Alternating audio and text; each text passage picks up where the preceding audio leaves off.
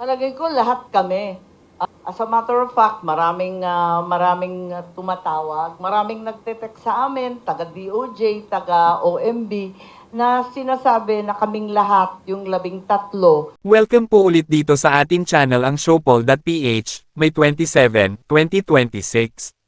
Mula sa official Facebook page ng News 5, published as is. Lahat kaming 13 ang target. Naniniwala si Senador Amy Marcos na tina-target silang mga miyembro ng Senate majority sa pamamagitan ng pagbuo ng mga kaso laban sa kanila. Maraming tumatawag, maraming nagte-text sa amin na sinasabi, case build-up na raw kaming 13, ayon sa Senadora sa Pandesal Forum ngayong Miyerkules, May 27.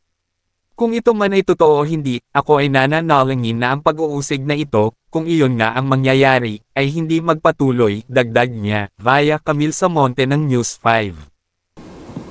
Senator, follow up na rin po sa question. Yes. Kasi kayo po ay very vocal sa pag-oppose sa mga administrasyon.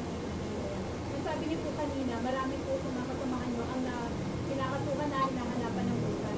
Sa palagay niyo po, kayo, bakit hindi po kayo nagsasampahan ng any case o pag-iinitan sa kabila po ng mga illegal Palagay ko lahat kami. As a matter of fact, maraming tumatawag, maraming nagte-text sa amin, taga DOJ, taga OMB, na sinasabi na kaming lahat, yung 13, nagki-case build up na raw. Kini-case build up na raw kaming 13. All 13 of us are being targeted.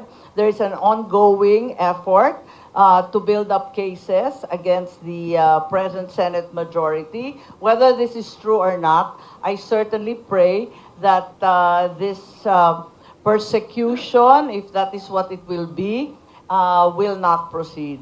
Hindi naman maganda ito, lalo tinaharap natin ang napakatinding emergency. At yan ang ating latest SOCMED viral update for today. Please like and share ang video at huwag kalimutan mag-subscribe, i-click ang notification bell for more SOCMED viral updates at suportahan po ang ating Facebook page. Maraming salamat sa lahat ng nag-subscribe indeed, magandang buhay sa lahat, syukran.